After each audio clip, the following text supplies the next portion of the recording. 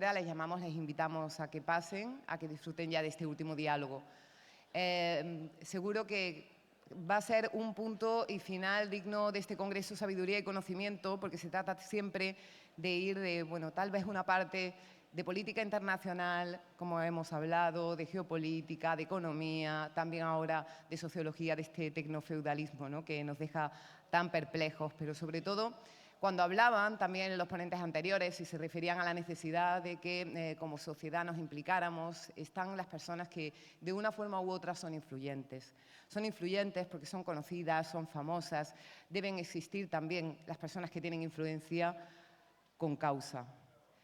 Y cuando apareces en televisión, cuando eres una persona conocida, si quieres transmitir esos valores, si quieres generar democracia, también dentro de tu discurso cabe la implicación con derechos, con una base democrática, con una pronunciación directa, sobre todo en un momento que estamos viviendo, ya lo saben, de desorden del mundo, que siempre intentamos explicar en este congreso.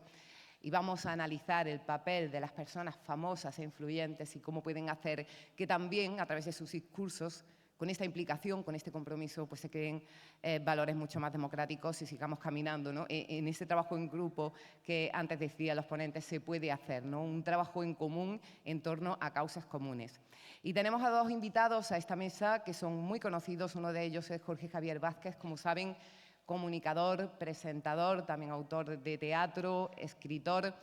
Saltó a la fama cuando comenzó a trabajar en televisión con Extra Rosa. A partir de ahí hizo Aquí hay tomate, que fue un formato que rompió totalmente en el mundo del corazón. Se hacían las cosas de otra manera. Le han conocido por su trabajo en Sálvame, en Deluxe, en Gran Hermano.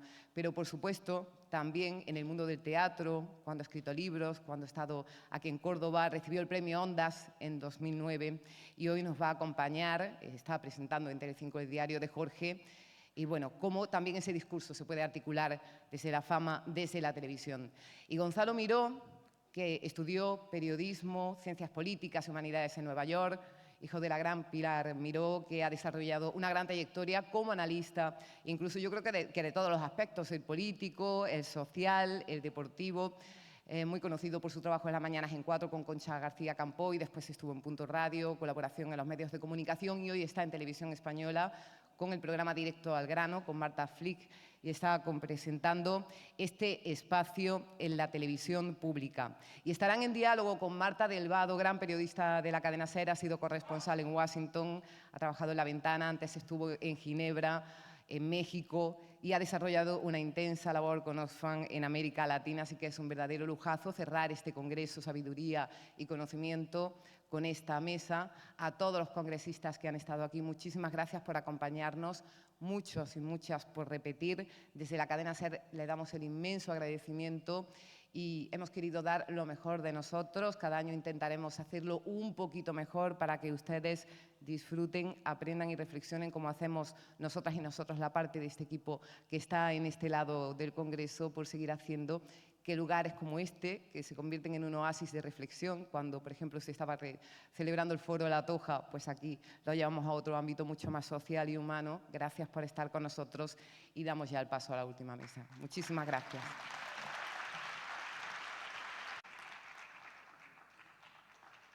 Buenas tardes, buenos días, ya no sé en qué estamos. ¿Salgo ya? Aquí, ¿no?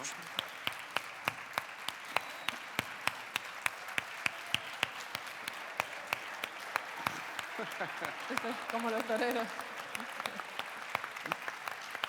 Me encantaría aplaudir, pero no puedo. Gonzalo, que lesionado y todo, se ha venido a Córdoba. A ver. Muchas gracias. Vamos a sentarnos, Nos sentamos, ¿no? Sí. Yo estaba esperando por ti. No, Gil, no. perdona. ¿Podéis coger algún esto? Espera. Gracias. Bueno, buenos días a todos. El privilegio de... Esto es un poco confesión.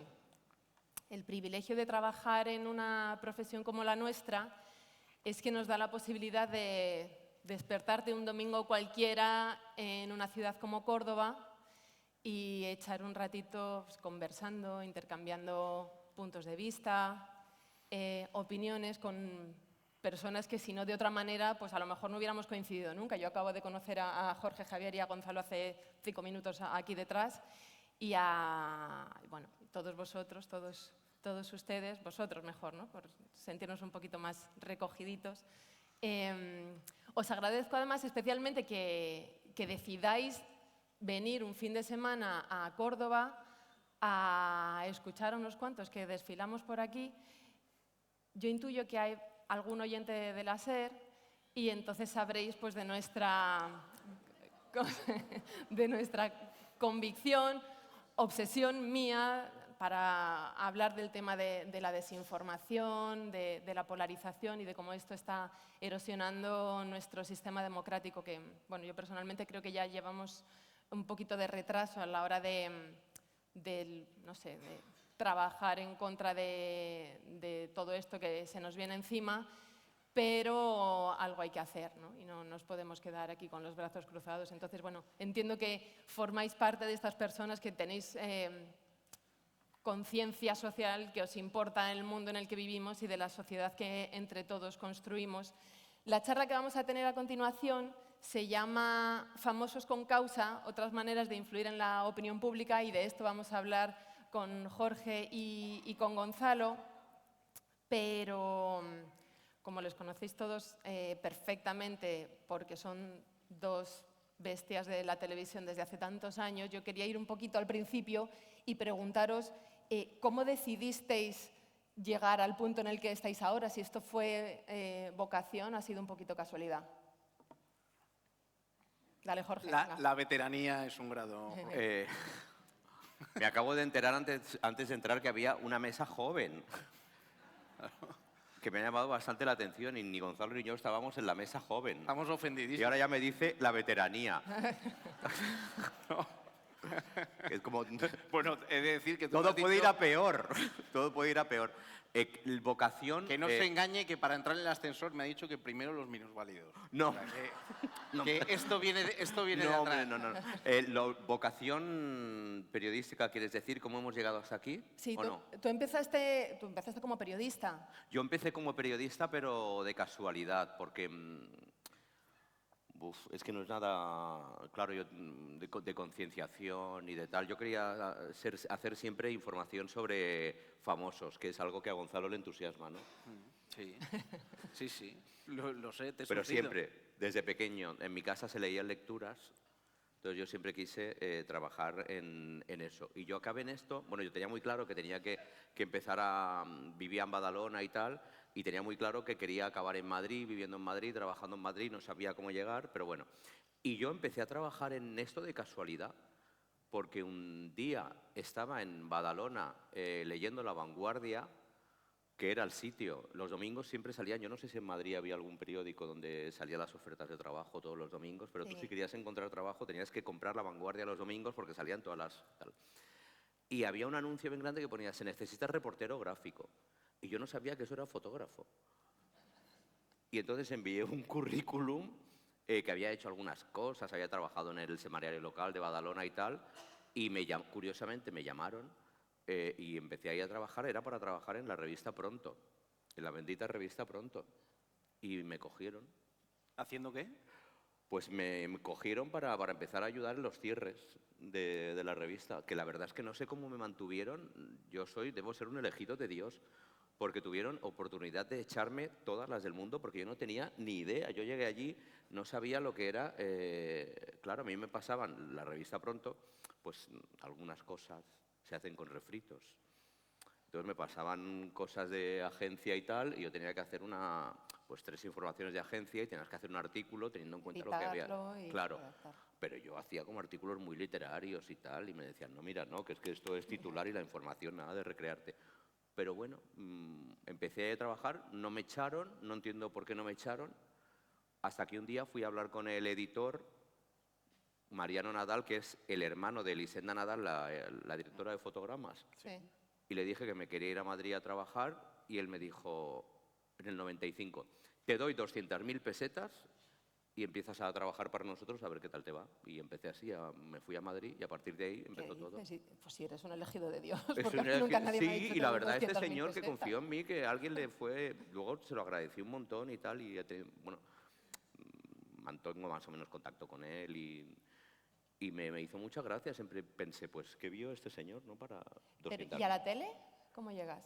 Pues a la tele, porque una vez, fíjate lo que son las cosas, ¿no? Una vez le hice una entrevista a Rosa Villacastín para la revista Pronto, le gustó y entonces ella me llamó para colaborar en Extra Rosa con Ana Rosa Quintana y con ella en Antena 3. Y a partir de ahí también, todo de una manera muy escalonada.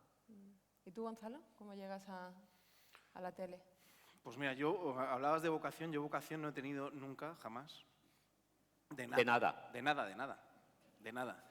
Que para mí siempre ha supuesto tener mucha envidia de compañeros míos que tenían muy claro desde muy jóvenes lo que querían hacer, pero por otro lado me ha evitado muchas frustraciones, porque los que tienen vocación, si no llegan si no terminan siendo lo que quieren ser, pues eso a veces impide ser feliz. A mí eso no me ha pasado nunca. Es verdad. De hecho, mi madre quería que yo estudiara medicina y luego, como vio que yo no era buen estudiante, se conformaba con farmacia. Mi padre también quería que hiciera una carrera tipo medicina. O sí. Carrera técnica, decían. Mira, lo de mi madre también era puro egoísmo, porque ella, como estaba enferma del corazón, lo que quería era tener un médico en casa. Esta era la principal tranquilidad. Y luego, ella no quería que yo me dedicase bajo ningún concepto a nada que tuviese que ver con los medios de comunicación y el cine. Muy bien. Éxito total de mi madre. La razón es sencilla y es comprensible. Y ella no quería que yo tuviese un trabajo que fuera tan inestable como el de ella, ¿no? De estar épocas sin trabajar, de que te puede ir bien, te puede ir mal. Por eso lo de farmacéutico, montar una farmacia y listo, ¿no? Claro, cuando ella fallece, yo estaba estudiando ciencias puras en donde no pintaba absolutamente nada. Como tampoco tenía claro qué quería hacer, pues me pasé a letras. Empecé humanidades, no terminé, estuve como políticas, pero tampoco, periodismo tampoco. Llevabas el pelo largo. Fíjate. Eras un mito erótico. Ahí estarías tú que Claro, yo siguiéndote, claro, yo te seguía, claro, en aquella época con el pelo largo, claro.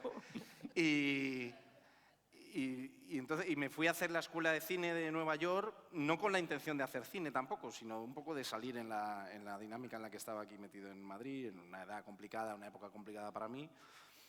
Y yo lo que sí hacía era participar en unas tertulias que tenía Concha García Campoy en la radio.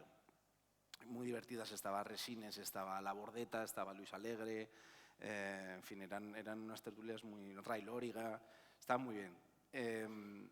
Y yo desde Estados Unidos seguía participando ahí. ¿Qué pasa? Que justo cuando yo acabo la escuela de cine de Nueva York, que no sabía qué iba a ser de mi vida, no sabía si quedarme allí, si volver a Madrid, no tenía ni idea, a Concha le ofrecen presentar las mañanas de 4, que era cuando empieza 4.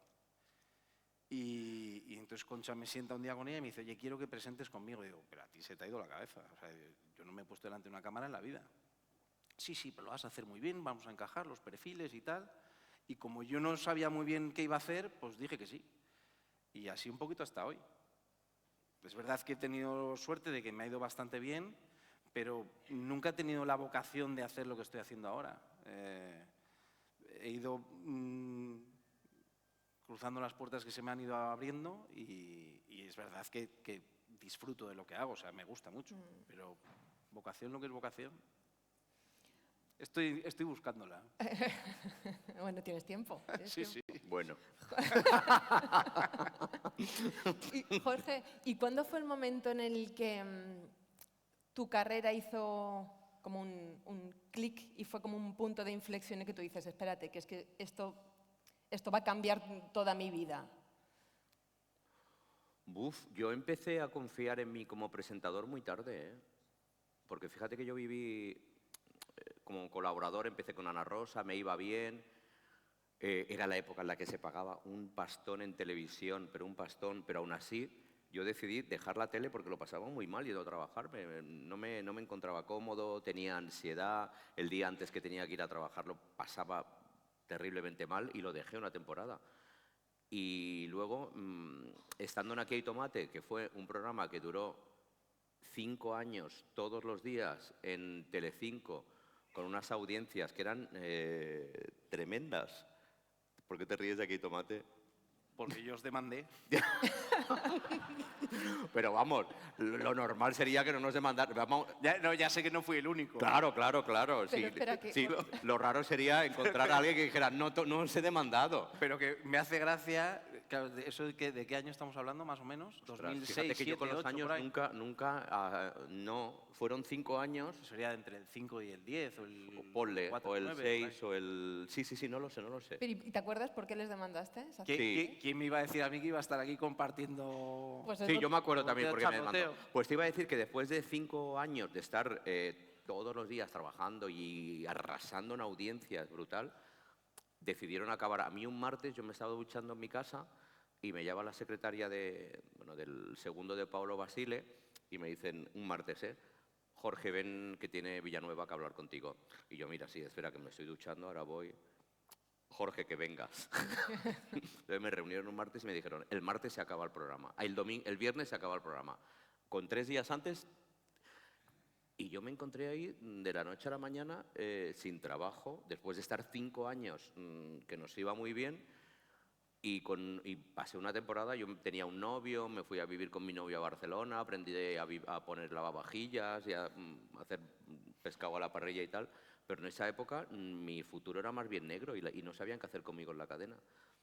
Y empezó luego Sálvame como de rebote también, y tuvieron que pasar unos años hasta que yo empezara a darme cuenta de que podía valer para eso, pero ponle que hasta los 40 y no empiezas. Yo creo que esta es una profesión, como dice Gonzalo. Pero el punto de inflexión sería el inicio del tomate, entonces, ¿no? ¿O no?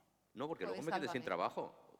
Bueno, pero eso te puede pasar en esta profesión en cualquier momento. Pero yo creo que Pero- lo que no Pero es... realmente lo que... Pero la- Gonzalo, lo que fíjate te- que yo creo que lo que... Aquí yo siempre he tenido mucho miedo a quedarme sin trabajo. Y yo lo he hecho absolutamente todo, no por vanidad ni por soberbia, pero yo todo lo hacía porque yo pensaba que se podía acabar en cualquier momento. Porque el mundo de los presentadores, Sí, sí. cuando a lo mejor te va un programa mal y ya no te vuelven a contratar porque dicen, oye, este le ha ido mal, ya no funciona tal, y es un mundo que de la noche a la mañana puedes desaparecer. Y yo siempre tenía ese miedo. Desde luego. Y desde luego la confianza no apareció en mí hasta bien entrado los 40. Ahora ya, bueno, supongo que la tengo más. Siempre lleváis años eso, siendo figuras centrales de la televisión española. ¿Siempre habéis sido conscientes de que de alguna manera moldeabais o influíais en el debate de la opinión pública? ¿O esta conciencia ha ido evolucionando con el paso de los años? Yo en mi caso soy más consciente recientemente. Recientemente te digo, yo creo que tiene mucho que ver con el panorama político actual, con cómo está todo de polarizado. Y bueno, en que ves más a la gente que te agradece o no, o todo lo contrario, que digas en televisión o en los medios de comunicación lo que dices. Pues que se sienten representados a la hora de escuchar una voz. Pero eso me pasa más ahora. A mí eso hace 10 años me podían conocer por la calle, pero no era una sensación de que la gente se identificase con lo que yo hacía, en absoluto. Yo fíjate que estaba, como sabía que tenía que venir aquí y estaba yo dándole vueltas sobre el tema, respecto a lo que preguntas, me acuerdo, yo tampoco he tenido muchas ideas, como dice Gonzalo, pero sí que me acuerdo que una vez, durante la época de Zapatero, cuando lo del matrimonio igualitario que se aprobó, había mogollón de manifestaciones cada fin de semana en Madrid, que si la iglesia, ¿te acuerdas? Que Sí, había el PP, muchísimas. Génova iban de la mano con los obispos todos los Y domingos. me acuerdo que en el Tomate yo hice un comentario sobre, bueno, pues un poco irónico sobre esas manifestaciones y tal. Y sí que me acuerdo que ya me llamó la atención Basile, porque se ve que le estaba almorzando con alguien y le empezaron a llegar a su móvil como mogollón de... No te mojes tanto. ¿O qué? Lo que me transmitió fue, a través de un tercero, si él quiere opinar sobre política, que se compre una cadena. Ah, muy bien. ¿Y le hiciste caso? Sí, supongo que sí, claro. Y luego me acuerdo que una vez que fui a apoyar a Ángel Gabilondo, que para las elecciones de la Comunidad de Madrid, El 19, ¿no? otro mensaje de Paolo Basile fue, a través de terceros, ¿Qué pasa? ¿Que quiere convertirse en Tony Cantó? Joder, hostia, Sí, sí, sí. dura esa, ¿eh? Pues dura, sí, Dura, sí, dura. sí, sí. Eso fue... Y luego sí que yo, tú a lo mejor ahí no estabas todavía presentando, pero sí que es verdad que yo creo que hay un punto de inflexión importante que es durante la pandemia. Que yo creo que durante la pandemia sí que ahí sirvió para que todo el mundo se retratara, de un lado o de otro, políticamente. Los comunicadores, quiero decir, y los comentaristas, tertulianos y tal. Yo creo que la pandemia fue un punto decisivo y ahí fue un punto en el que todo el mundo quedó retratado, para un lado o para otro.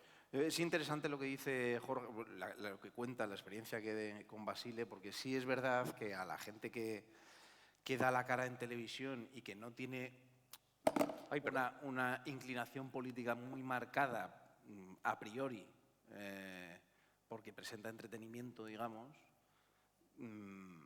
pasa mucho en el mundo del deporte también, que la gente prefiere no opinar o no mojarse por evitar un conflicto. Pero fíjate que yo creo que tiene que ver mucho que ver también con el aspecto generacional, porque yo pertenezco a la generación, y aquí por lo que veo también se verán muy identificados, que en mi casa no se hablaba de política, no se hablaba. Hablar de política es igual a meterse en jaleos.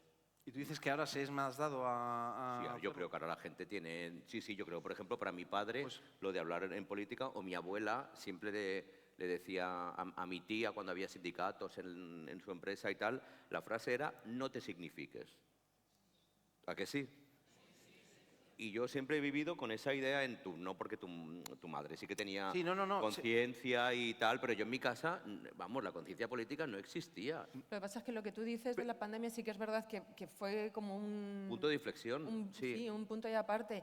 Eso, y por ejemplo, lo que está ocurriendo ahora en Gaza no es que hables de política, es que estás hablando de... es que no hay otra, para mí, no hay otra cosa más importante que lo que estamos viendo todos los días, incluso cuando están negociando la paz, supuestamente. Entonces, no sé, como persona o como presentadores incluso de entretenimiento o de deportes, que también ha habido comentarios con todo lo de la vuelta ciclista y demás. Claro, cuando pasa algo tan bestia como lo que estamos viviendo, es que lo ocupa todo. No sé cómo, Pero Marta, cómo te puedes poner de perfil ante algo así. pero todo en todo está metida Sí, sí. la política. De una manera u otra, todo tiene una significación política. Yo, por ejemplo, yo eché mucho de menos cuando ocurrió todo lo de Luis Rubiales, os acordaréis, con Jennifer Hermoso, hubo muy poco deportista que se mojase públicamente sobre lo que había pasado. Apenas ninguno. Alguno lo hizo.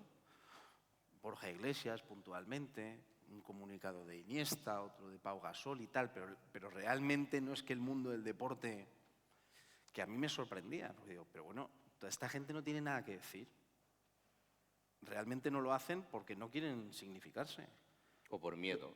Sí, bueno, sí, o sea, lo relaciono. O sea, Porque no parece que les tiene una pareció tan relación grave. directa. ¿Eh? ¿O porque no les pareció tan grave? Yo creo que Bueno, yo creo- no me creo que a nadie, o sea, que salvo a 4 gatos, a nadie le pareciese grave. Yo creo que sí, pero hay mucha gente que no se atreve a decirlo. Es que lo digo por lo que decís. Estáis todos de acuerdo en que es verdad que a lo mejor vosotros de jóvenes en casa no se habla de política, pero yo sí creo que tanto periodistas como actores, como cantantes, artistas en general, antes tenían o por lo menos las generaciones más veteranas, creo que tienen una implicación política mucho más que la actual. Yo echo mucho de menos que haya muchos actores jóvenes, por ejemplo, que se involucren políticamente. Porque si os dais cuenta, cuando hay al frente de las manifestaciones, los rostros son los de siempre. Los de siempre, los de los últimos 40 años. Pero la gente joven, yo los actores jóvenes que la revientan en redes sociales y que tienen... Yo ahí sí que estoy un poco en desacuerdo contigo, fíjate. Yo creo que ahí se nos nota un poco la edad. Yo sí que creo que hay muchísima manifestación, lo que pasa que hay tantos canales que se diluye.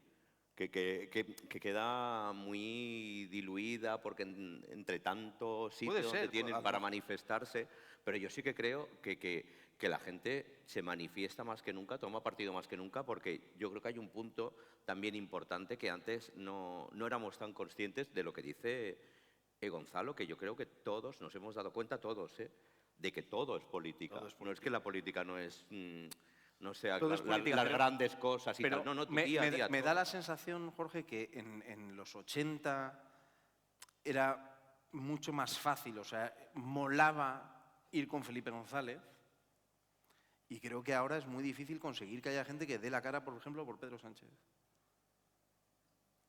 Por Pedro Sánchez o por Feijóo, o sea, digo, en general, yo creo que antes esa significación no la había. Gente o sea, joder, mira, los Banderas, de Víctor, Ana, Loles León, o sea, toda esta gente antes es que se Los de la volcaban ceja en las de campañas Zetape, ¿te acuerdas?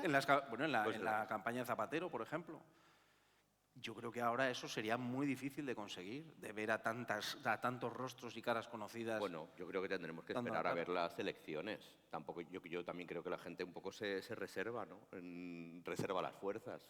Vamos a ver qué va a pasar en las próximas elecciones, que yo creo que van a ser, que son muy importantes y que creo que va a haber movilización. Pero si en el fondo no me lo llevo, o sea, no es el juicio lo Yo hago creo que más. antes se notaba más. Había menos medios donde verlo y se notaba más. El juicio me lo llevo más a la significación pública. Sí, sí. O sea, a realmente si la gente tiene la valentía o simplemente le compensa. Es que hay mucha gente, yo creo que no lo hace porque cree que no le compensa, por lo que tú decías. No me quiero quedar sin curro. A lo mejor, joder, a Willy Toledo le ha pasado mucha factura sus Sí. opiniones durante mucho tiempo. Le ha pasado. Por cierto, Ha vi dejado de una trabajar. obra de Willy Toledo, 1936, que él es uno de los protagonistas, que si no la habéis visto, os la recomiendo muchísimo. Dura 4 horas y media, eso sí. Pero 4 horas y media que merece la pena cada minuto de esa obra. Y lo digo por esto, porque pensé en todo lo mal que lo ha pasado Willy Toledo y hace un papelón entre otros muchos. Hay varios protagonistas, pero él es uno de ellos, perdona. Pues no, está bien apuntado, pero que yo creo que hay mucha gente que no quiere que le pase eso, que no quiere esa Pues tú significación, porque tú sabes que- a mí me pasa lo contrario, o sea, no lo contrario, sino yo, por ejemplo, es que no sé callarme. Pero yo creo que ahora, fíjate, pasa mucho menos factura, porque tú si te significas políticamente sabes que va a haber un grupo detrás de comunicación que te va a acoger. ¿Cuál? Si te No, significa, si te significas hacia un lado, quiere decir. no, o hacia un lado o a otro. Si te significas hacia un lado, tienes a grupos de comunicación que te van a dar trabajo, y si no, pues al otro. Yo creo que como todo está tan enfrentado y que en estos momentos los medios de comunicación necesitan a gente muy peleona por ambos bandos, ¿Os preocupa la polarización? ¿A ti te preocupa, Jorge? a mí lo que me preocupa es me preocupa el retroceso y me preocupa que se estén dando por buenas situaciones de este país y momentos de este país que parecían ya perfectamente olvidadas, ¿no? Pero, por ejemplo, cuando veo a gente joven hablar del franquismo con una soltura tremenda y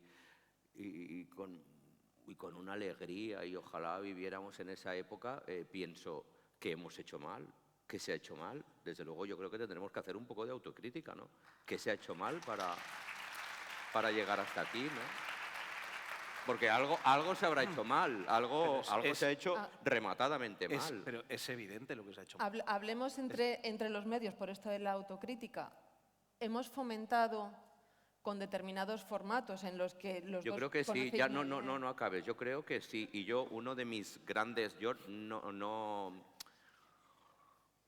creo que una de las cosas que se ha hecho muy mal en las tertulias políticas fundamentalmente es tratarlo como un espectáculo y dar voz a gente que sabías perfectamente que estaba mintiendo, pero la llevabas como elemento folclórico porque porque te dinamita un debate, porque se va a convertir en viral y porque te va a revolucionar el gallinero.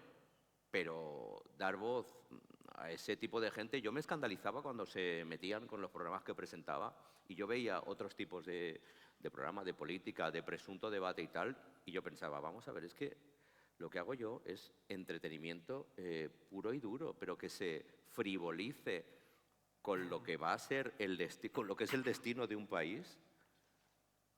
No le encuentro justificación, y gente que está presentando programas que sienta a buleros y a propagadores de fake news y que los tienen allí, no sé por qué peaje, pues eso no acierto a comprenderlo. Claro que somos culpables de lo que está sucediendo. ¿Cómo nos vamos ahora a sorprender de que, de que determinados movimientos estén en auge si les hemos dado pabuleo? Pues es que les hemos dado la semillita, ¿no? Pues yo es que para eso soy bastante más radical. Yo creo que eso está buscado porque los medios de comunicación no dejan de ser operadores políticos. Entonces eso se busca. Se busca el conflicto, se busca el embarrar el terreno de juego. Total, sí. O sea, está buscado, eso no es fruto de la casualidad. O sea, se trata de que lo que le llega al ciudadano sea la confusión. Y a ser posible que la gente termine nadando en el que todo es una mierda, todos son iguales, me da igual uno que otro. Eso es un objetivo comunicativo. Pero no pasa aquí, ¿eh? Pasa en el mundo entero. No hay nada más que ver en las democracias, las últimas elecciones, cómo están funcionando. En general, lo que se busca es la poca claridad, o sea, que uno al final no se entere de qué es verdad y qué es mentira. Eso está buscado. Entonces, a mí sí me preocupa, claro, la polarización, pero tampoco sé cómo salir de ahí. O sea, yo, por ejemplo, lo que hago ya no es ni siquiera una significación por mi parte, una manera de intentar influir, sino por lo menos de defendernos, ¿no? O sea, de no dejar el campo libre al contrario. Es decir, oye, vale, muy bien, tienes una manera distinta de pensar, perfecto, pero hasta aquí. Porque todo esto es contaminación. Claro, es que no se trata de acallar las maneras distintas de pensar, pero se trata de no equiparar todas las ideas que presumen de ser respetables cuando no lo son, cuando son mensajes de odio, por ejemplo, ¿no? O cuando alientan a la violencia. Pero fíjate que a mí lo que... Yo estoy muy de acuerdo con una frase de Gonzalo, la que más me preocupa es cómo se sale de aquí. Que yo no le veo, desde luego no le veo salida a corto plazo. Pero es que los que tienen capacidad de salir de ahí, ¿quieren salir de ahí? Yo tengo mis dudas. Yo creo que no. Tiendo más hacia el no que hacia el sí. Entonces, si los que mueven los hilos realmente no quieren salir de ahí, ¿cómo vamos a salir de ahí? Muy difícil. Cuando todo estalle, ¿qué pasará? Algo, o sea, ¿no tenéis siempre la sensación de que esto por algún lado va a explotar? Porque no es normal. O sea, no se puede ni ver, o sea, vivir permanentemente en ese nivel de conflicto permanente. Cuando además se va generando un caldo de cultivo que nos terminan trasladando, porque yo no he vivido ese... O sea, yo no voy por la calle y veo que la gente se esté dando de bofetadas porque piensan de manera distinta, pero al final eso terminará ocurriendo. Mire, hablabais antes de qué hemos hecho mal para llegar aquí. Fíjate, yo creo que es bastante evidente.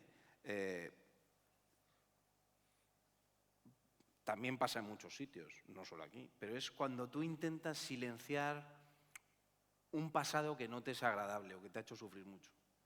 Y aquí también ha pasado. Yo en el colegio no he estudiado el franquismo. Yo no lo he estudiado. Yo tampoco. Pero ¿esto de quién es culpa? Pues que los chavales estos a los que hacía referencia Jorge, pues o se lo enseña alguien en casa muy bien contado, o cómo saben lo que ha sido una dictadura y lo negativo que ha tenido. ¿Por qué lo van a saber? Si nadie se lo ha enseñado. Pero aquí durante la transición, que hubo muchas cosas buenas, y yo, es verdad que no es justo juzgar el pasado con los ojos de hoy, no lo es. Yo no viví esa época y entiendo que sería una situación muy complicada de gestionar, pero me da la sensación de que la historia fue, oye, vamos a meter toda esta mierda debajo de la alfombra y tiramos. Y como nos hemos llevado a matar, ahora vamos a intentar llevarnos bien, ¿vale? Pero pero es que hay que enseñar las cosas para que no ocurran. Y aquí se ha ocultado, pero o sea, digo aquí porque nos pilla más cerca, pero no es una cosa que haya pasado No, solo pero en fíjate que España. lo primero que se me viene a la cabeza es lo que está pasando en Argentina con Milei también. ¿Qué ha pasado en ese país para que alguien como Milei sea presidente del gobierno? Mira, Y aquí pasa con la dictadura de Franco y allí hay quien niega la dictadura militar, ¿no? Que está, esa gente que está negando la dictadura militar. mira, después de lo que ha pasado, sobre todo se ha sufrido en España, pero principalmente en el País Vasco durante tantos años el terrorismo de ETA, yo puedo entender que allí intenten pasar página, ¿no? O sea, han vivido tan contaminados por aquel terror que cuanto menos se hable de aquello, mejor, porque se está en otra época. Pero se puede terminar cayendo en el mismo error. Es decir, tú a la gente joven de allí le tendrás que enseñar en los colegios, les tendrás que explicar qué es lo que ha pasado. Si no lo hace... De allí y del resto de España. Vi hace, creo que este verano, entre chavales, generación Z, creo que, lo estoy diciendo de cabeza, igual es arriba o abajo, pero en torno a solo el 20% sabían quién era Miguel Ángel Blanco. ¿Y eso por qué es? No, pues... Vosotros en Porque todos estos porque años pero no se enseña. Entonces, hay una principal razón por la que no se enseña, o sea, hay una parte que sería la del mal pensado, que sería, oye, no me interesa porque quiero generar más de lo que había, que yo creo que las cosas no van por ahí, y la del bueno es, lo hemos pasado tan mal que vamos a dejar esto a un lado. Y a mí me parece humano, pero eso no te soluciona el futuro. No. ¿Qué habéis aprendido en todos estos años sobre esto, el poder de los medios de construir o distorsionar la realidad? Y si tuvierais que cambiar algo de esto, ¿qué sería? Buena pregunta. ¿Qué? Por ejemplo, decía... ¿Qué he aprendido con los años? Decía Jorge Javier, es que no entiendo por qué hay tertulias en las que se llevan, pues eso, a uno porque sabes que te lo va a reventar todo. Pues yo lo tengo claro, yo es que no invitaría a gente que sé que me lo va a reventar todo si no aporta nada constructivo al debate. No es insisto, no es porque pienses diferente a mí, es que no me interesa dar voz a una persona que tiene un discurso de odio que además es delictivo en este país. A mí en un mundo imaginario, lo que me parecería que sería un sueño, pero es absolutamente imposible de conseguir, es que en un plató de televisión, en un debate, por ejemplo, me parece súper importante en un debate político, o incluso en el Congreso, en una comparecencia de un político, que saltase un trolómetro. O sea, que cada vez que alguien cuenta una mentira, salga una luz roja para que todo espectador o oyente diga, esto me la está colando. Pues a mí me gustaría ir más allá. O sea, Que detrás de cada colaborador apareciera un cartel que fuera como un cronómetro, entonces que quedara reflejado cuánto dinero cobra de cada partido. Y que supiéramos a qué nos atenemos, ¿no? Habla tal tertuliano y que le paga a tal partido tanto. Y entonces, porque también es verdad que aquí, ostras, estamos acostumbrados a... Sí, pero Jorge, pero si dijeran la verdad... Bueno, Te quiero decir, si ese que está apoyando a alguien o por ideología o por interés dijera la verdad, por lo menos yo podría rebatir. Quiero decir... Ya, pero es que curiosamente, todos estos que están a sueldo, pues pocas veces dicen la verdad. Y si estás a sueldo de alguien, evidentemente, el problema... si te paga Israel no vas a hablar mal de Israel. Exacto. Vas a decir, es una masacre o menuda guerra, ¿no? Cuando dicen esto ya, pues claro, es que con el tema de Israel también está todo el mundo quedando bastante retratado, ¿no? Sí. Sí, ayer en un debate en La Sexta Explica, por la noche, estaba discutiendo... Antonio Maestre y Ana Vázquez Blanco. Exacto. Pero es que me pareció tremendo, porque hay un momento en el que Ana Vázquez le dice a Antonio, le empieza a decir como, pero oye, pero a ti lo del pacto este para terminar con la guerra, ¿te parece bien? O sea, como lo que ha ofrecido Trump y tal, ¿te parece bien o mal? No sé qué. Entonces, el otro, que le estaba hablando de una cosa distinta, a la que ella intenta cambiar el tercio, como no estaba contestando, porque le dice, oye, como te he hecho 3 preguntas y tú no me has contestado, no pretenderás que te conteste yo ahora. Y dice ella, no, claro, es que a vosotros lo de jamás os hace tilín. Y digo, pero, por favor. Sí, sí. En la Asamblea de Madrid ya está escuchando a un Exacto, partido político llamar Jamás Madrid a Más Madrid, que es como... Pero ¿eso cómo es posible? O sea, ¿cómo tú te puedes llevar el debate a que si tú piensas que lo que está haciendo Israel con Gaza es un genocidio, que este tío te parece un miserable, o sea, solo por decir eso ya estás a favor de un grupo terrorista? Pero bueno, estáis tronados. ¿Y qué hacéis vosotros como presentadores cuando tenéis un colaborador, también en el entretenimiento, porque no mezcla, o sea, Yo afortunadamente tengo que separar decirte, entretenimiento de política es cuestionable quizá no quede también. muy militante, pero yo afortunadamente no trabajo con política. No. Perdón, pero me parece un trabajo durísimo y me parece perdón, ¿por qué? un deporte de alto riesgo. Pero si tienes colaboradores, Jorge, que de repente te sueltan cada cosa que sí está relacionado con política.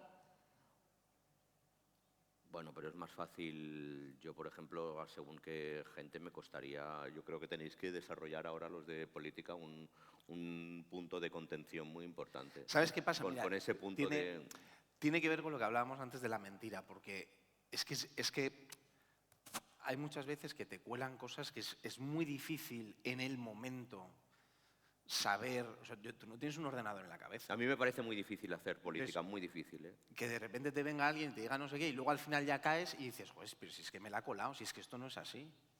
Entonces, pero claro, demostrar eso en un directo es jodido. Pero si pasó en el debate de Pedro Sánchez y Feijóo, pasó. Sí. En el cara a cara aquel. Por eso lo que estaría bien es que cada vez que uno, me da igual, uno u otro, soltase una mentira, que la gente lo supiera. Porque es que si no, te las meten dobladas. Y entonces hay muchos medios de comunicación que son operadores políticos, o sea, no es periodismo, soy un operador político. Yo quiero trabajar para que este suba y que el otro caiga, no para contar cómo están las cosas. Pues en eso están. Por eso no les interesa que cambie la forma de comunicar. Y luego, lamentablemente, también que hay que decir que hay un público que recibe con alegría según qué tipo de manifestaciones. A ver, no nos olvidemos del que te bote chapote, del me gusta la fruta, y entonces tienes a un público enfervorizado que cuando aparece alguna persona que dice... Claro, tú ya cuando acostumbras al público a un nivel de exageración, el público quiere más, y quiere más, y quiere más. No se va conformando, nos pasaba con Aquí hay tomate. No, pero Pues si tú vas acostumbrado al público a un nivel de escándalo todos los días, el público quiere siempre un poquito más, un poquito más. Y esto, lamentablemente, pues es lo que pasa con ese tipo de situaciones y de manifestaciones, que el público no se conforma y quiere que el tertuliano sea cada vez más sangrante y más hiriente, y poco importa que diga verdad o mentira, pero que lo del zasca, que le dé un zasca, que es una cosa... Vamos a escuchar al público. No sé si podemos abrir una ronda de preguntas. Sí, ¿no? O sea, vemos el futuro de colores, como os habéis imaginado. Vamos a ver quién se anima. No sé si, nos decían que la mesa anterior también había sido bastante pesimista y creo que no hemos venido nosotros a arreglar nada. Oye, pero somos optimistas, estamos en Córdoba, vamos a salir y va a hacer buen tiempo, ¿qué más queremos? Hombre, claro. ¿O no? Venga, que por aquí tenemos preguntas. No sé si... Sí. Ah, sí. Venga. Hola. Antes hablábamos de la responsabilidad que teníamos todas, de la responsabilidad que teníamos todos. Aquí estoy al fondo. Ah, allí. Sí. De la responsabilidad que teníamos sobre realmente el desconocimiento que tenían los jóvenes sobre determinadas cuestiones de nuestra historia y de nuestra memoria, ¿no? Entonces pensaba realmente si el hecho de que rechacemos los canales y los códigos que los jóvenes utilizan para comunicarse de manera sistemática no puede ser una causa de de ese problema, ¿no? Pongo un ejemplo, a ver si así es más claro, ¿no? Por ejemplo, en la anterior mesa redonda, alguien ha comentado que ha educado todo el público que nadie está sacando su teléfono móvil, ¿no? Yo en ese momento estaba intentando comunicar fuera, trasladando a mis redes sociales algunas de las reflexiones interesantísimas que se estaban haciendo en la tertulia. En ese momento me sentí un poco avergonzado, he dicho, ostras, si estuviéramos aquí, si hubiera aquí 300 jóvenes o 300 y pico jóvenes, estoy convencido de que cada 10 minutos estarían saliendo 300 y pico mensajes a través de redes sociales que se expanderían, porque si yo tengo en Facebook 10.000 personas y tengo otras 10.000 en Instagram... ¿Dónde está? Es que no lo veo. Aquí Ahí en la estoy, esquina. Jorge En la Javier, esquina. aquí al fondo. ¿Te puedes Hola. poner de pie? Ya es que Sí, estoy de está pie de y pie, todo. está Venga, de me voy a ir pie. más para adelante. Hola. ahí, mira, está bajando ahí. por ahí. ¿Me Ah, ves vale, aquí? Vale. Ahora. ¿Cómo te llamas? Rafa. Rafa. ¿Qué tal? A ver, bueno, en definitiva, que no me extiendo más, que a veces nosotros también decimos, bueno, vamos a instalarnos en esa zona de confort, pero es que tenemos que irnos donde está... Yo creo que no, ay, perdón, yo creo que no es una zona de confort. ¿Qué hora es? ¿Qué hora? La 1:10, ¿no? La 1:10. Estamos en una charla. ¿Por qué no disfrutamos de la charla tranquilamente? No, pero sí, yo este creo que tiempo no. que dura y luego sales 10 minutos y lo haces. No, pero yo no te refieres a tu caso. No, en que digo concreto, en un ejemplo. Ya, pero... Claro, pero- no me refiero a dedicar 30 segundos a que estoy Pero- escuchando, a comunicar. Pero sí es verdad que en tiempo real, si hubiera aquí 300 y pico jóvenes, estarían comunicando durante ese tiempo real. Entonces, yo no verdad. quiero decir que esté mejor ni peor, pero que sí, a lo mejor la consecuencia es que probablemente aquí los 300 y pico personas que estamos ya sensibilizadas, creo, no estamos logrando trasladar esto fuera a lo mejor toda la ciudadanía joven de cordobesa, ¿no? Simplemente una pregunta. Sí, yo Gracias. estoy de acuerdo contigo, Rafa, pero claro, es que adaptarte a las nuevas formas de comunicación es algo que tienen que hacer las generaciones que van acorde a esa manera de transmitir, ¿no? Digo yo. O sea, quiero decir, ¿realmente le puedes pedir a alguien de 50 o 60 años que llegue de alguna manera, de la misma manera que se comunican los chavales de 20? Pues a mí eso me parece hipercomplicado. Seguro que hay gente que es capaz de hacerlo. Yo no. A mí, yo me siento ahí un poco en la línea de Gonzalo. Y luego también, a lo mejor, tenemos que pensar que no es porque yo me haga mayor ni tenga ya mis años, pero también habrá que pensar que los jóvenes quizá deberían tener también la habilidad de mirar a otras generaciones, no solo a lo que les está pasando a la suya, ¿no? Y de mirar lo que han hecho gente mayores que ellos y mirar un poco lo que decía Gonzalo, la historia, ¿no? A mí me parece un poco no sé si un error, pero esa sensación de estar continuamente intentando agarrarnos a una generación que evidentemente no es la nuestra. Yo creo que es un Pero, reto, ¿no? ¿qué? Un reto absoluto que tenemos, el de...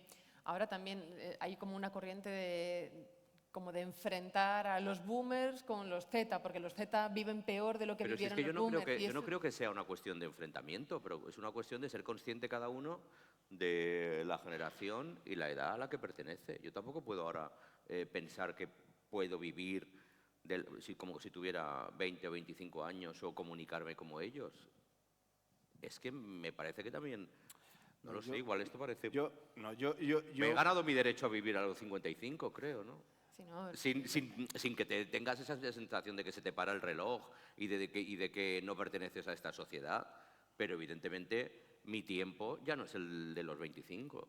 Por eso te digo Creo, ¿no? que no creo que tengamos que ser nosotros, pero que es verdad que a todo ese público hay que llegar. Si es que no, o sea, basta con guiarte con las estadísticas que te dicen en la mayor parte del voto de la ultraderecha a qué edad pertenece. Claro, yo creo que Eso- tenemos que trabajar por tender puentes y, bueno, enterarnos en qué están ellos, porque luego votan al bis y decimos, pero ¿de dónde ha salido esto? ¿no? pero No vamos a ver. entendemos de dónde viene. ¿Cuánto ha influido Elon Musk y Twitter en que Trump ganase las elecciones? Si es que eso te lo dice todo. Entonces, o sea, este tío gana porque tiene un medio de comunicación que es verdad que nosotros no controlamos, yo por lo menos, pero para llegar a todo ese abanico de gente joven que a lo mejor no ve tanto la tele, no ve los debates que a lo mejor vemos nosotros o en los que participamos nosotros. Bueno, Yo creo que esa, y a lo mejor para seguir por la senda del optimismo que invade el Teatro Góngora esta mañana, creo que esa es una batalla perdida. No, hombre, Creo. ¿cómo va a ser una batalla perdida? y acto seguido hay que pelearla. No, acto seguido. Yo creo que hay que confiar en los jóvenes, sinceramente. Que parece que hablemos muchas veces de ellos como si fueran, no. Hay que confiar en la gente que se manifiesta, que ayer se lanzó a la calle contra el genocidio, que parece que hablemos de jóvenes como si no estuvieran al tanto de lo que sucede. Pero por eso no es una batalla Lo que pasa perdida, porque hay gente que está... lo que pasa que el odio hace más ruido.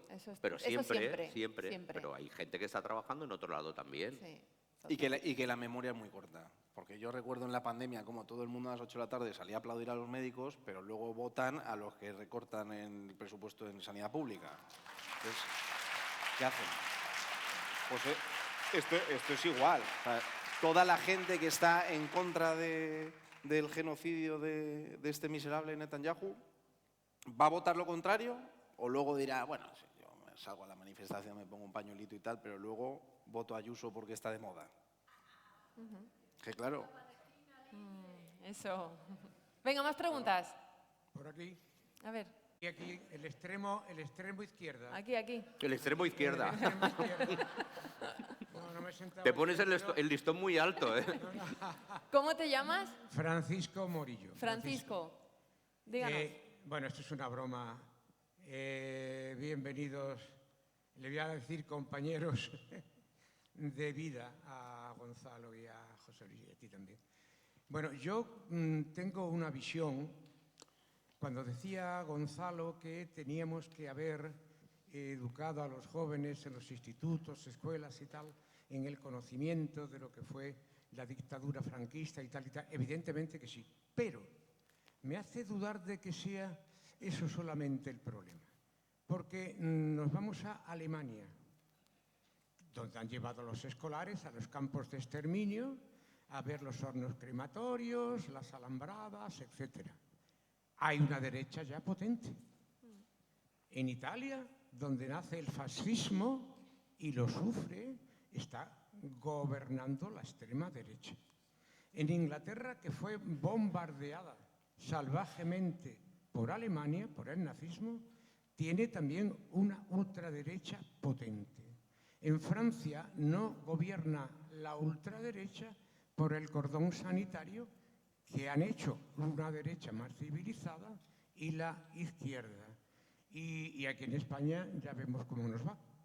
Por tanto, yo creo que es un ciclo en el que tiene mucho que ver la comunicación, la mentira, el bulo y la rebeldía contra el poder, contra lo que manda, contra quien gobierna, contra quien dispone, contra quien da normas.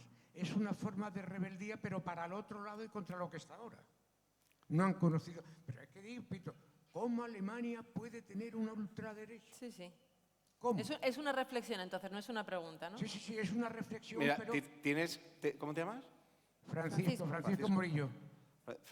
Tienes mucha razón, es verdad que no es solo una cuestión de educación, pero de todos esos sitios de los que hablas, en Alemania, en Italia, es que nos sacan 40 años de distancia.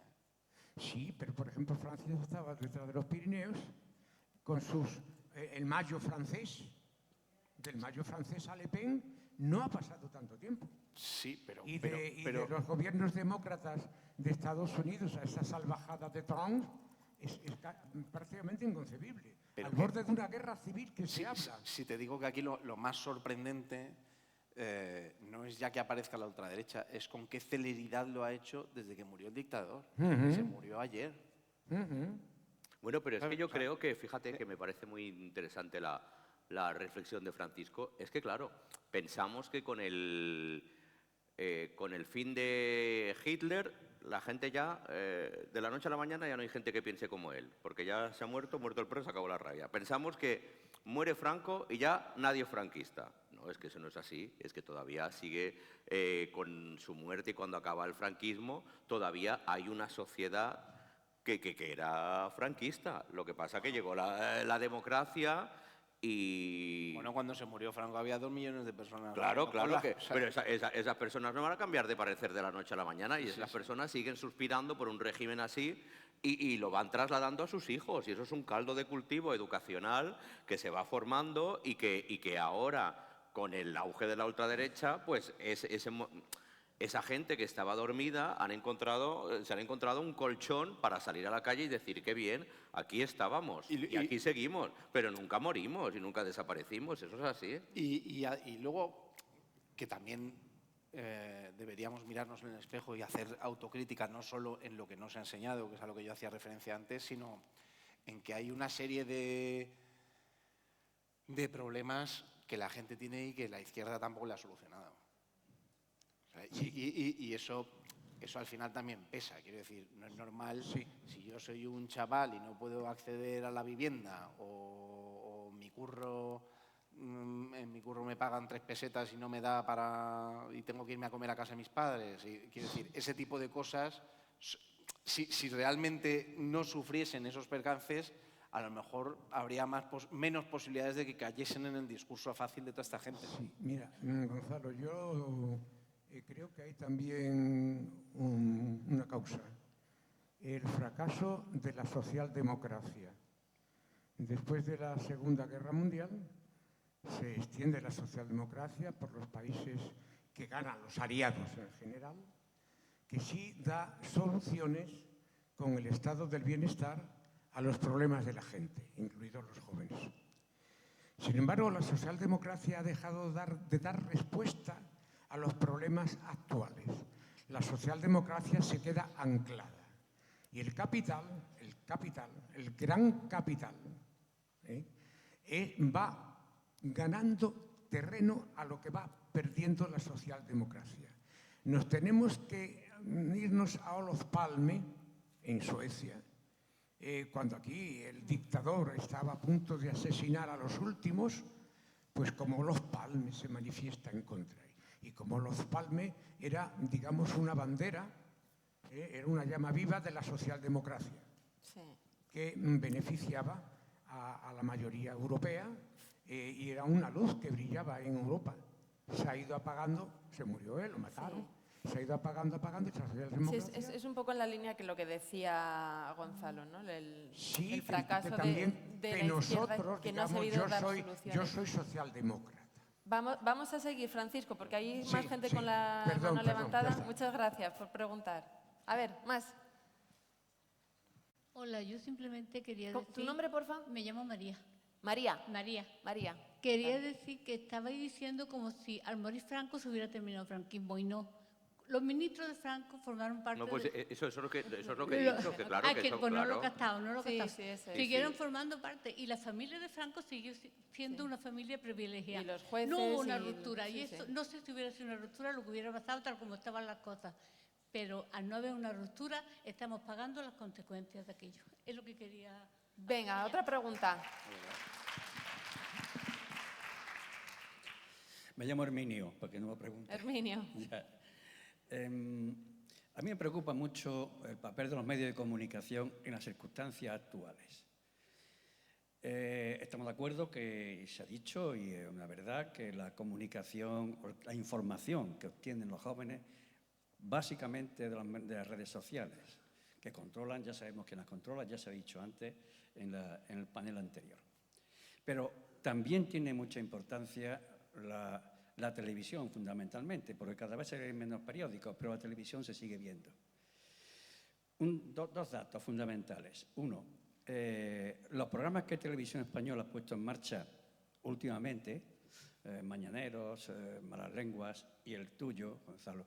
Directo al grano. No, ya. Me pensaba que le estabas diciendo al niño que está yendo a la cuestión y no es el título del programa. han hecho que Televisión Española aumente mucho la audición, lo cual significa que hay mucho interés en esos programas, que han cambiado mucho. Pero hay una cuestión también que me preocupa mucho, que son las mentiras que se decían. Le había hablado de ello, y esa preocupación debería estar en los medios de comunicación. Y yo recuerdo a Silvia Iturralde, la entrevista que le hizo a Feijóo, cuando le dijo: eso que dice usted en cuanto al crecimiento de las pensiones es mentira. El IPC. El IPC, eso es mentira. Se defendió, pero insistió y le demostró que era mentira. Es decir, que hay una posibilidad de que a los medios de comunicación, tú has hablado, Gonzalo, de la luz roja, y tú Jorge, poniendo paneles detrás. El trolómetro. Pero yo creo que los que realmente estáis dirigiendo programas, tenéis también, creo, esa posibilidad de poder desmontar las mentiras. Hay un problema, y es que, claro, como son debates y hay quien defiende la derecha y quien defiende la izquierda, bueno, pues ahí yo noto que os inhibís un poco para que sean las respuestas y sea más dinámico el programa. Y sobre todo, algo muy importante, los medios de comunicación van buscando siempre una rentabilidad económica, más audiencia, más dinero que entra, eso es fundamental. Y, por tanto, ponerse un poco de perfil para que haya un debate amplio, yo lo entiendo que eso funciona. Pero eso está perjudicando y creando unos ambientes que realmente polariza más. Y creo que los medios podrían tener, vosotros los que tenéis más audiencia, podían influir en que esa información y esas mentiras y esos bulos que a veces espantan de lo brutos que son, pues fuesen de alguna forma frenados y parados. Pues otra reflexión. Gracias, Herminio. No, a mí es muy interesante lo que dice. Es verdad que es muy difícil encontrar el equilibrio, ¿eh? El equilibrio entre conseguir que la gente te vea y que no sea una manipulación permanente. Quiero decir, ese equilibrio es difícil de encontrar. Pero es verdad que yo creo que es imposible, pero se podría plantear qué tipo de sanciones. De hecho, yo creo que no sé si fue en esta legislatura, me parece que ya medio Pedro Sánchez lo insinuó, si os acordáis, lo de ir contra los bulos y contra las mentiras, sancionarlas y tal, que ya enseguida la derecha empezó, bueno, censura y tal, ya empezaron a acojonar al personal, que es lo que mejor saben hacer. Pero el debate tendría que ser, hay que hacer algo cuando un periodista miente deliberadamente y sabes que está mintiendo. Pero es que yo más que, fíjate, que del gobierno yo lo esperaría de un medio de comunicación, sobre todo que tiene un espacio informativo. Yo esperaría que el propio medio y que los propios periodistas que trabajamos en eso no queramos trabajar con un mentiroso o con un difamador de bulos. Pero entonces tú lo que quieres hacer es confiarlo a la ética y moral de cada uno. Eso es lo que me gustaría. Vale, y entonces ahora en el mundo en el que estamos, que eso no existe, o sea, no es que no exista, sino que es demasiado peligroso dejarlo en la ética de... No, si el medio de comunicación va a ser el encargado de decirle a su presentador, no, usted no mienta, esto no pasa. Por ejemplo, me voy a ir a un caso muy concreto y por dar nombres. ¿Cómo es posible que Ana Rosa siga diciendo que la gestión en la pandemia de las residencias era de Pablo Iglesias? ¿Cómo es posible? Y no pasa nada. Y esto es mentira. Esto es mentira. O sea, esto no es ni una opinión. A mí me parece estupendo que Ana Rosa sea de derechas. ¿Es consciente de que es mentira o dice, bueno, ya está exagerando, digamos? Yo me imagino que... Estáis hablando de una compañera de cadena. Sí. ¿Ahora qué hago yo? Es un poco incómodo el tema, quizá. ¿Pero y qué haces? ¿Tú qué haces cuando le escuchas a Ana Rosa decir esto? No digas nada, no te metas en líos, no digas nada. Pero a ver, ¿de cuándo fue lo de la residencia? Igual lo dijo al principio, pero ya luego cambió de parecer. No es verdad. No, que no lo sé, no lo sé. No es verdad. Que no lo sé, que no lo sé. Le he puesto al hombre en un aprieto. No, pero por ejemplo, pero lo digo porque eso es una cosa que no es ni siquiera opinable. O sea, es pero o no es. Pues precisamente eso. Lo ha dicho muchas veces y lo sigue diciendo, Jorge. O sea, sí, pero que más allá de los intereses personales que uno pueda tener, más allá de que a mí, si ella es de derechas, pues que lo sea, me parece estupendo, pero a la hora de transmitir Claro, o sea, tú no puedes decir, oye, la responsabilidad de lo que pasó en las pandemias de Madrid es de Pablo Iglesias y no es de Díaz Ayuso. No, esto no es verdad. Sí, luego, si quieres, defiéndeme que lo que ha hecho Díaz Ayuso es estupendo y te encanta y tú lo hubieras hecho igual. Esto es otra cosa, pero no le puedes echar la culpa al que no la tiene. Esto es una mentira y se convive con ello con total normalidad. ¿Ha tenido alguna consecuencia para ella? ¿Ninguna? Sí, sí.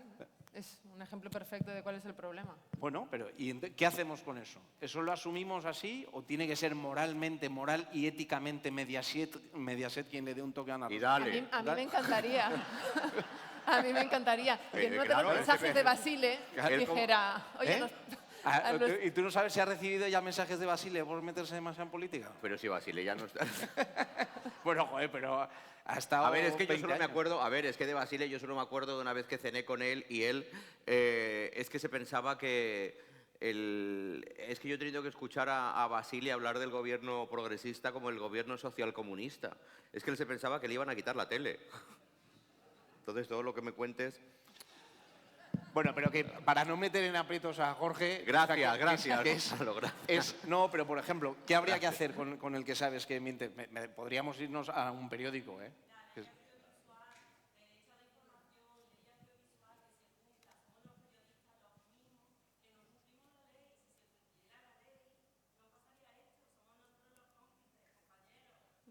Bueno, a ver, también os digo una... A ver,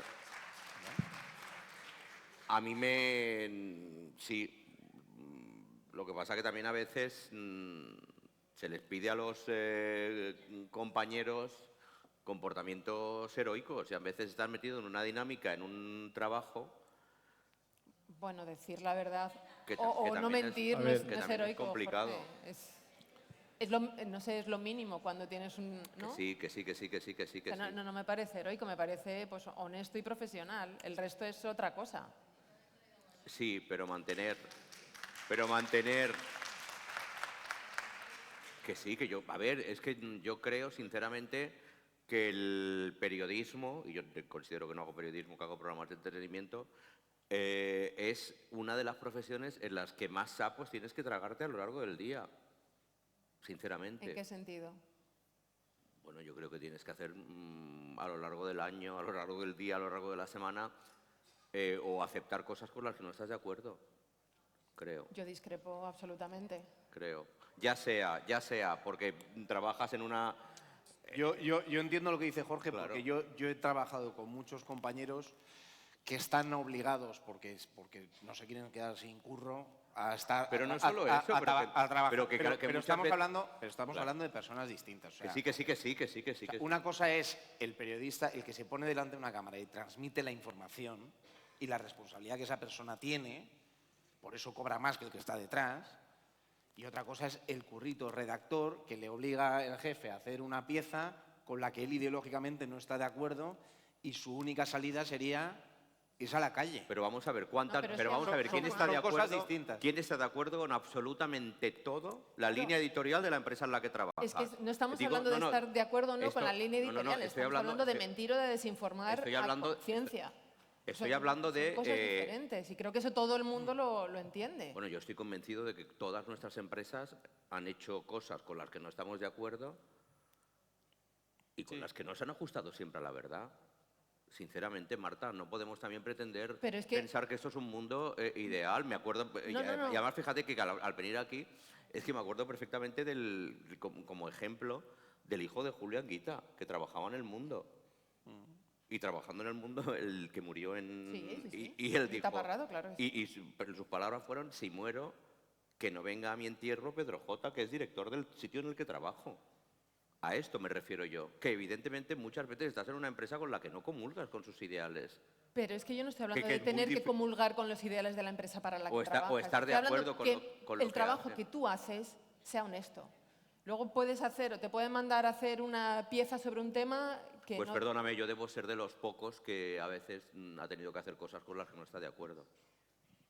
Lo reconozco. No, pero depende de la circunstancia de cada uno. Quiero decir, yo insisto, yo pues no quiero destapar a nadie porque no me compete a mí, pero yo conozco compañeros que trabajan en sitios donde no les gusta trabajar y saben el programa que están haciendo y lo saben, no les gusta. Pero pues tienen una familia que mantener y una hipoteca que pagar y tal, pero a mí, pero eso es,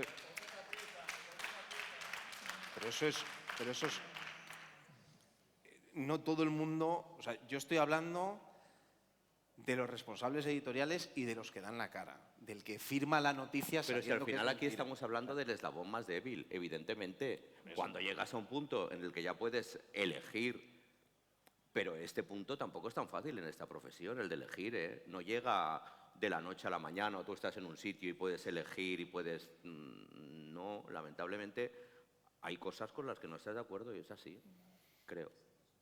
Bueno, Bien, Y si no, desde luego, felicidades a los que no, a los que lo hayan podido, a los que no hayan tenido que enfrentarse a ese tipo de situaciones. Marta, sí, una pregunta, ¿puedo? sí, ¿cómo te llamas? Bien, antes de nada, un pequeño paréntesis. Nombre. José Antonio. José Antonio. Quería mandar un pequeño paréntesis en este debate, mandar un recuerdo, porque esta noche ha fallecido una buena persona, un extremeño, Fernández Vara. Guillermo Fernández Vara, socialista. Es verdad. Y que curiosamente me he enterado esta mañana que estudió aquí medicina en la Universidad de Córdoba, una entidad que patrocina este congreso. Bien, ya entrando en el debate, tengo una buena noticia seguida de una mala. Ayer intenté intervenir en el debate de Javier Roca y Lucía Méndez, no hubo ocasión, y creo que la solución, hablaban de polarización, de crispación, que separaba en los dos términos Javier Roca, se va a acabar. Se va a acabar. ¿Y sabéis cuándo se va a acabar la crispación y la polarización en este país? Sí, claro. Cuando el PP llega al gobierno. Claro. No se ha usado mucho en estos debates, estos días, la palabra equidistancia. Esa palabra tenemos que usarla, pero en forma negativa. No podemos hablar de todos los términos, de todas las cadenas, información periodística, periódicos, en los mismos términos. Y hago una pregunta. ¿Quién insulta y quién crispa más? ¿Sánchez o Ayuso, por ejemplo? ¿Quién insulta y quién crispa más? ¿Tellado o Bolaños? Esos son datos objetivos. Por eso insisto, cuando el PP llega al gobierno, esto se acabará. Y no me quiero remontar mucho más atrás, cuando Montoro, cuando Aznar llamaba pedigüeño al antiguo socialista Felipe González, que estaba en Bruselas. Lo han hecho siempre. Cuando la derecha no está en el poder, crispa, insulta y manipula para recuperarlo como quiera, como pueda, ¿no? Bueno, de ahí a cualquier precio. De ahí el famoso reciente de Aznar, el que pueda hacer que haga. Ya está. Y ahora espero que esto sí salga de aquí, vuestros comentarios a través de las redes, que la gente vote el 26, el 27, cuando haga falta, pero que la gente vote mucho. Y eso por lo de que cada uno haga lo que pueda, pues en casa también está bien que lo repitamos, ¿no? Que hablemos entre nosotros, entre lo que decíamos, de tender puentes con los más mayores, con los más jóvenes. Y bueno, nada, ya para terminar. Bueno, pero solo que voten a los que nos convienen. Hablando de ¿No? desinformación. Pero mira, ¿O no? solo quería hacerle un comentario. Por lo general, el tono de una legislatura lo suele marcar la oposición. Por lo general. Y en el caso de este país es evidente. Yo me fijo mucho en el tono de los políticos, ya no solo en lo que dicen, sino en cómo lo dicen. Y el tono que tienen unos, que es como amenazante, como chulesco, ¿no? como de confrontar, y hay otros que tienen un tono más calmado. Mira, y me voy a ir a uno de derechas. Hay uno de derechas que tiene un tono sorprendentemente calmado, que es Moreno Bonilla. Tú escuchas a Moreno Bonilla y parece que no ha roto un plato. Pues, pero tiene un tono suave, Claro, tú luego escuchas a Tellado, a Ayuso, a esto y tal, y dices, pero bueno, esta gente, ¿por qué quiere que nos estemos dando de bofetadas todo el día en el barro, no?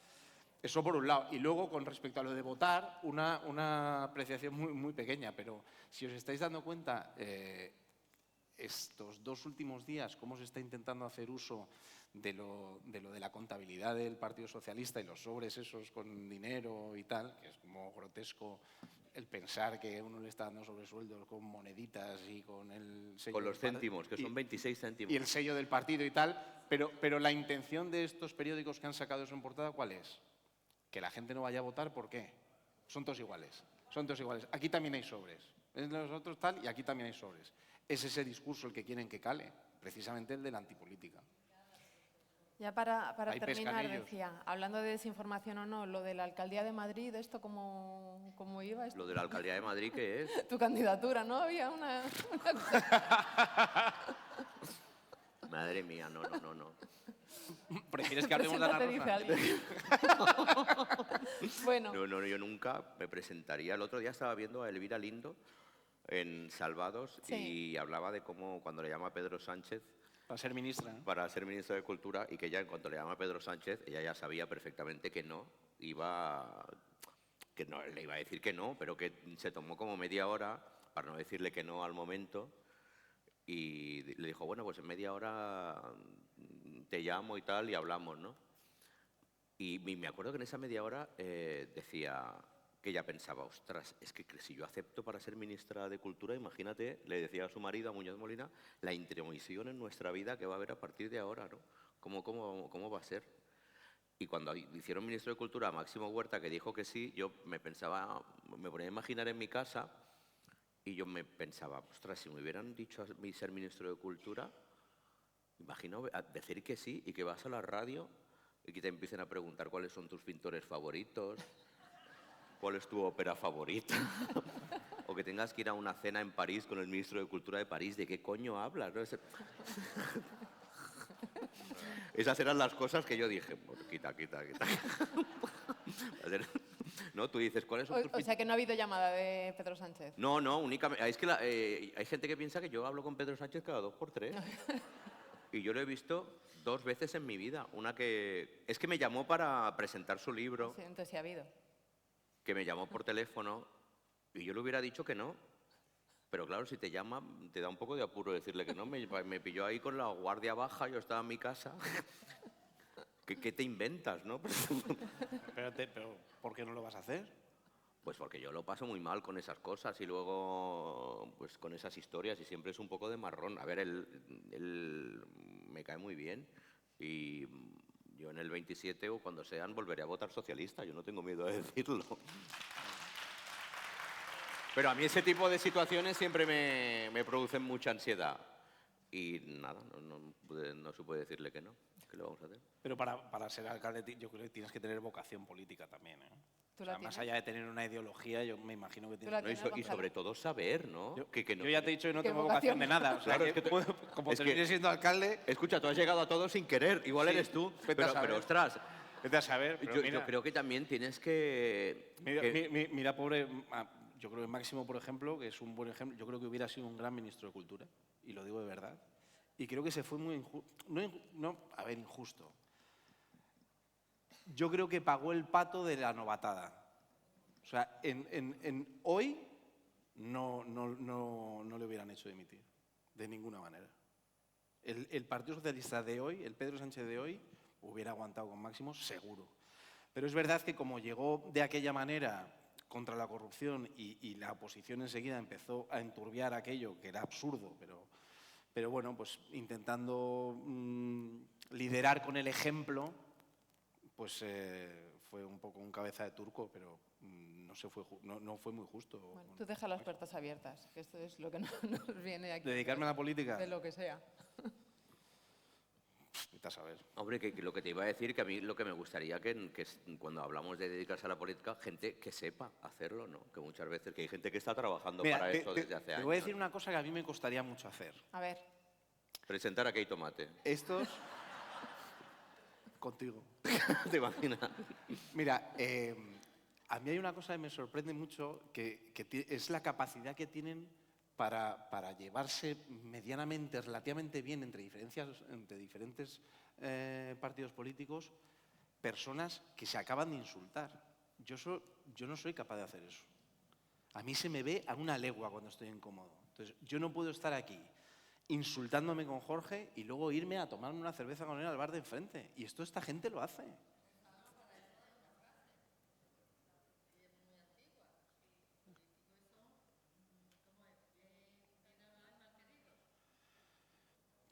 Pero tienes que tener cuerpo, o sea, tienes que tener una Tienes que personalidad tener muy tragadera. concreta para saber hacer eso. Porque si yo aquí estoy y te digo, una sinvergüenza, y tú no sé qué, y tu familia, y tú tal, y no sé qué, y luego voy ahí y te estrecho la mano, te doy 2 besitos, oye, ¿qué tal? ¿Cómo estás? No sé ¿Tú qué. te irías a tomar un café con Tellado?